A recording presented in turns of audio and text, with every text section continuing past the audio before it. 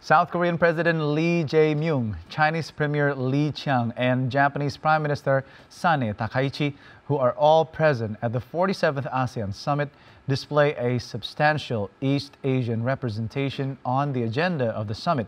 On the second day of the summit in Kuala Lumpur, leaders from South Korea, China, and Japan all convened with ASEAN leaders, primarily to achieve the goals of addressing shared regional challenges, promoting economic growth, and maintaining a stable ASEAN-led regional architecture.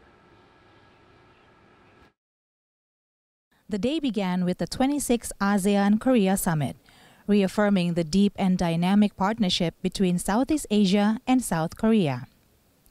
South Korean President Lee Jae-myung and 11 member states of ASEAN's leaders pledged to elevate cooperation in key growth sectors: digital innovation, renewable energy, green infrastructure, and resilient supply chains. South Korea is already one of ASEAN's top 5 trading partners, with trade volume surpassing $200 billion last year. The summit aimed to build on that momentum, with new commitments for joint research in semiconductors, electric vehicles, and digital finance. Seoul has also proposed new scholarships and cultural programs to strengthen education and youth exchanges.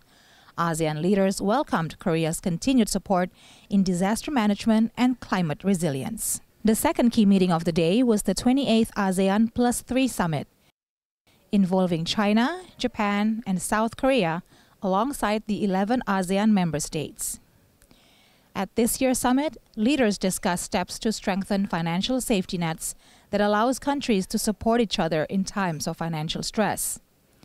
They also explored greater cooperation on food and energy security, public health, and supply chain diversification. There was consensus that the Plus 3 mechanism continues to serve as ASEAN's core economic engine, linking Southeast Asia's resources and labor with Northeast Asia's capital and technology. The 20th East Asia Summit, meanwhile, brought together leaders from across the Asia-Pacific, including the United States, China, Russia, Japan, India, Australia, and New Zealand, alongside ASEAN.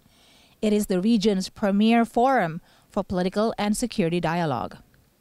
This year's discussion centered on maintaining regional peace and stability, particularly in the South China Sea, as well as ensuring the Indo-Pacific remains open, stable, and rules-based.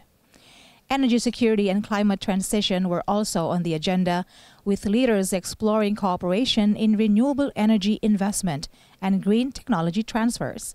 ASEAN leaders reiterated their long-standing position that the bloc must remain neutral, inclusive, and central, able to engage all major powers without becoming an arena of rivalry.